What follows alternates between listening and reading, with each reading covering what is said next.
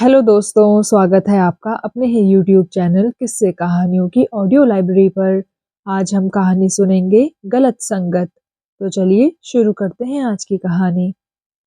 रमेश के पिता primary school के मास्टर थे। गांव जवार के लोग उनका बड़ा आदर सम्मान करते थे। उन दिनों मास्टरों को तनख्वाह बहुत कम मिलती थी। उनके पढ़ाए हुए कई शिष्य बड़े बड़े पदों पर काम करते थे। मास्टर जी जिस रास्ते से निकलते थे उन्हें लोग मास्टर साहब कहकर पुकारते थे।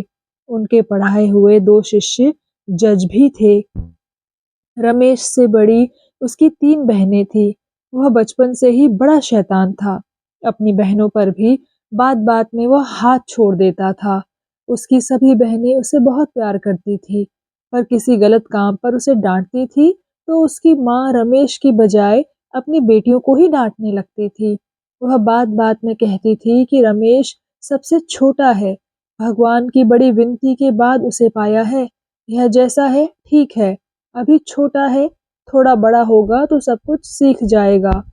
उसके हाथ में इतना जोर कहाँ कि एक थप्पड़ मारने पर तुम लोग इस पर इतनी लाल पीली हो जाती हो। मैं देखती हूँ कि दूसरे घरों में बड़ी बहनें अपने भाई से कितना प्यार करती हैं। तुम लोग तो इसको अपना दुश्मन समझती हो। जब अपने अपने घर चली जाओगी तो यही तुम लोगों के पास जाएगा। अगर ऐसी ही आदत रहेगी तो यह भूल कर भी तुम लोगों के पास नहीं जाएगा। अपनी पत्नी की ऐसी बातें सुनकर मास्टर जी बोल पड़ते थे। रमेश की माँ, तुम्हारी ऐसी आदत रमेश को अच्छा आदमी नहीं बनने देगी। इसे समझाने की बजाय तुम इसका ऐसा पक्ष लोगी तो एक दिन यह हम सबका नाम डुबो के रहेगा। मास्टर जी के ऐसा कहने पर रमेश की माँ माया अपने पति को भला बुरा कहने लगती थी। वह कहती थी, बहनें तो मेरे बेटे को दुश्मन समझती हैं, तुम भी इसे अपना दुश्मन समझते हो। तुम चाहते हो कि कुछ ना बोलूं तो बिल्कुल नहीं बोलूंगी। लाओ गंडासा, मेरे सामने इसके 2 टुकड़े कर दो। मास्टर जी अपनी पत्नी की ऐसी दलील के सामने अपना सिर पकड़कर बैठ जाते थे। वे मन ही मन सोचते रहते थे कि हे भगवान, अभी तो रमेश 5वीं कक्षा में पढ़ता है, पर माँ की ऐसी शह से तो यह कहीं का नहीं रहेगा। बड़ा होकर चोरी डकैती करके अपना पेट पालेगा तो लोग मुझे क्या कहेंगे। रमेश ने किसी तरह 8वीं पास की। 8वीं पास के समय उसकी उम्र 16 साल की हो गई थी। इस बात को लेकर मास्टर जी जब माया से कहते, देखो तुम्हारे लाड प्यार में यह इतना बिगड़ गया है कि हर क्लास में 2-2 साल लगाता है, तो मास्टर जी की ऐसी बातें सुनकर माया चिढ़ जाती थी। वह बार-बार कहती थी, भले ही मेरा बेटा अनपढ़ रह जाए, पर इसे कोई डांट फटकार लगाएगा तो मुझे सहन नहीं होगा। इसे कोई हाथ लगाकर तो देखे, मैं उसका खून पी जाऊंगी। घर के हालात ऐसे हो गए थे कि रमेश सिर्फ अपनी माँ से ही बात करता था। मास्टर जी स्कूल की छुट्टी के बाद 2-3 दुकानों पर भी एक-एक घंटा मुंशी का काम करते थे ताकि घर खर्च चले। लड़कियां भी अपनी पढ़ाई के साथ-साथ ट्यूशन पढ़ाकर और सिलाई कढ़ाई करके घर खर्च में मदद करती थी। कभी-कभी मास्टर जी शहर बाजार से फल मिठाई लाते थे तो माया लड़कियों को हवा तक नहीं लगने देती थी। वह चोरी छिपे सब रमेश को खिला देती थी। रमेश कभी-कभी कहता था कि माँ, पेट भर गया, अब नहीं खाऊंगा। तब भी माया उसे जबरन कुछ न कुछ खिला देती थी। मास्टर जी ने अपनी हैसियत के हिसाब से तीनों लड़कियों की शादी कर दी। उन्हें तीनों दामाद अच्छे मिल गए। लड़कियों ने अपने ससुराल में सबको खुश रखा। जिन घरों में उन लड़कियों की शादी हुई, उन घरों के बड़े बूढ़े उन लड़कियों के स्वभाव, रहन सहन से परिचित थे। कुछ लोगों का मन रमेश के स्वभाव से जरूर थोड़ी देर के लिए भड़का, पर यह सोचकर अपना विचार उन्होंने बदल दिया कि सोना तो नाली में भी गिरा हो तो भी उसे उठा लेना चाहिए। फिर मास्टर जी तो आदमी नहीं, हीरा हैं। माया को अपनी लड़कियों के बारे में थोड़ी सी भी चिंता नहीं थी। आस पड़ोस के लोग कहते थे कि मास्टरनी जी अपनी लड़कियों के साथ ऐसा बर्ताव करती हैं मानो वे उनकी अपनी बेटी हो ही ना। तीनों लड़कियां अपने अपने ससुराल में थी। मास्टर जी बिस्तर पर पड़े थे। एक हफ्ते के बुखार से मास्टर जी टूट गए थे। रिटायर होने पर पेंशन भी नाम मात्र की मिलती थी। पैसे के अभाव में मास्टर ने मास्टर जी को बराबर कोसती रहती थी।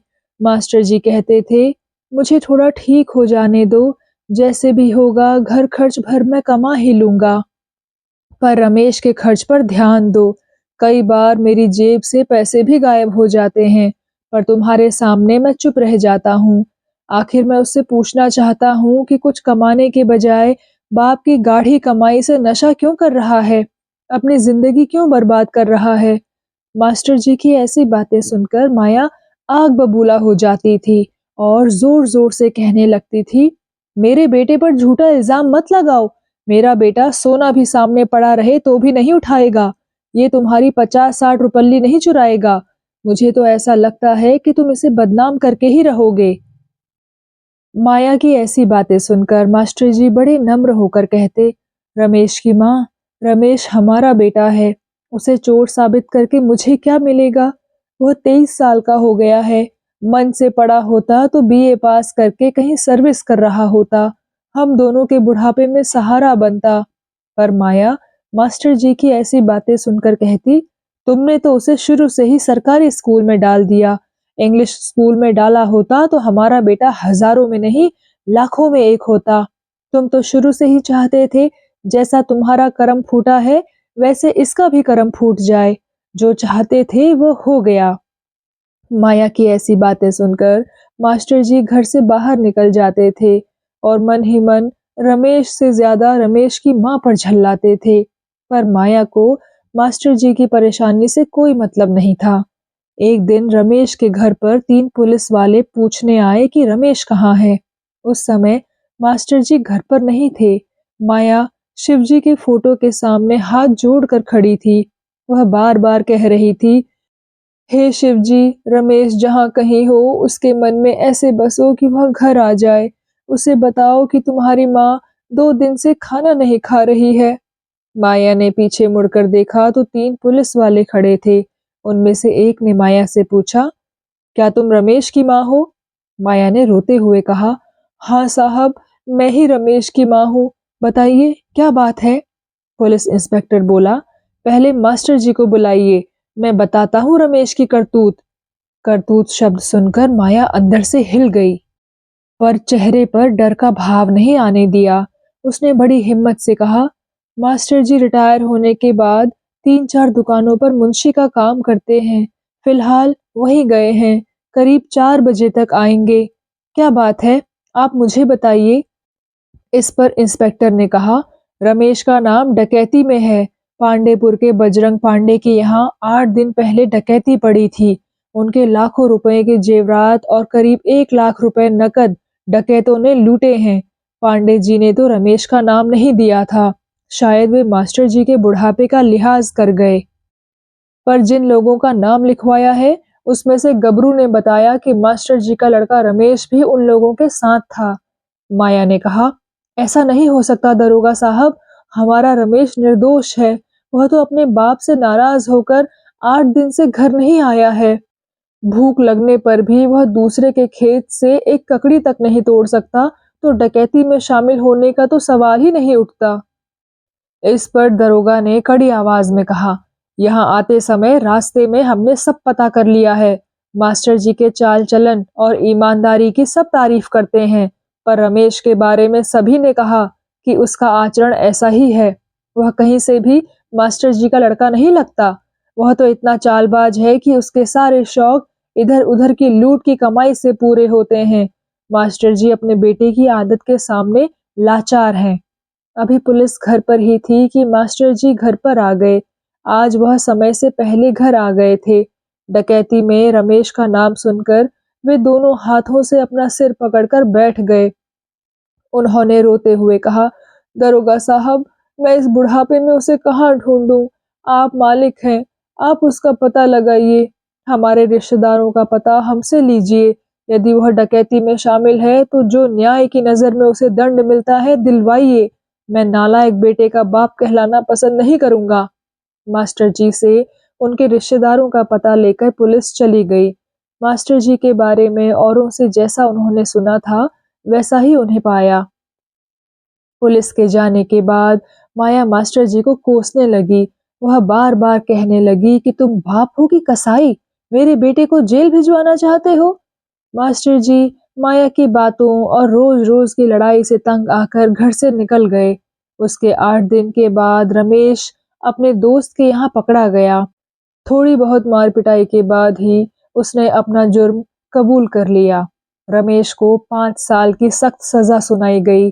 जेल जाते वक्त उसने अपनी माँ से कहा, माँ अब रो मत, बचपन में ही तुमने मुझे गलत संगत से रोका होता तो पिताजी को बुढ़ापे में घर छोड़ने की नौबत नहीं आती और मैं नालायक नहीं बनता, और साथ ही तुम्हें ये दिन देखने को नहीं मिलते।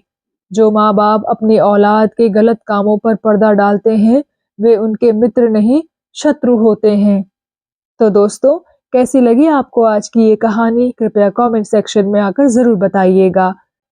और अगर आपने अभी तक इस चैनल को सब्सक्राइब नहीं किया है तो कृपया सब्सक्राइब भी ज़रूर कर लीजिएगा। मैं मिलती हूँ आपसे ऐसी ही किसी और कहानी के साथ। तब तक के लिए धन्यवाद।